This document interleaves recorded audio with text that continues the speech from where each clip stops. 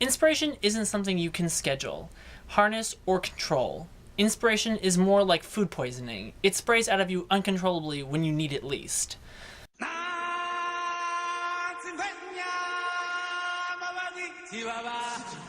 Hi everyone, it's Nolan, your Tuesday, and this week we're talking about inspiration. Now, once you've gotten over the inspiration of my inspiration, I'm not someone that takes a lot of notice of the things that inspire me necessarily. They inspire me in the moment, and then I move forward with them. But there isn't something that's constantly inspiring me, or there's this regular occurrence of the inspiration. But I'm going to try anyway to kind of harness how things inspire me, and with that, I hope to answer the question of what inspires me. So let's start with people that inspire me. This is a category that a lot of people have, that one person that their childhood hero or something like that, or not even their childhood, but they have that person or maybe couple people that really just inspires them every day, and they wake up and they think of that person and they have a poster of them on their wall. And I never really had that growing up or even now. But what I did have, instead of a poster on my wall, I had my parents everywhere. That's kind of creepy to say a poster of my parents, but my parents were everywhere. My family lived in my house, and they were my inspirations to live a better life every day, to live bigger, to live better, to live smarter, to live harder, better, faster, stronger. It was always the expectation that you would take what you learned the day before and apply it and improve it the next day. And I have a lot of respect for the way my parents live. They are dairy farmers, and so I have a lot of respect for how they live and what they've taught me and the values that they have instilled in me. And I would have to say that they and my sister as well are very, very much inspirational people in my life, and I don't know how my life... Oh, no, I know how my life would be different, and it would not be better if they were not in it.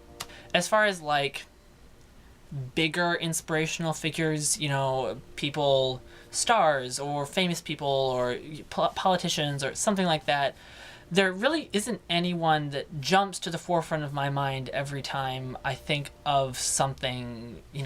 I need some inspirational motivation. But there is a deviance from this slightly, and it's an inspirational quote. It's actually one of the tattoos I plan on getting, and it's by Abraham Lincoln, and it's one of his more famous quotes, and it says, "Whatever you are, be a good one." And that quote is something that I find entirely too relevant to my life, because I had a lot of, not issues, but I definitely had some trouble growing up and having a firm identity, not even sexual identities. Sexual identities wasn't even a thought in my mind until I was in college. But I was a rural farmer kid in an urban setting. It was just a very weird setting for me.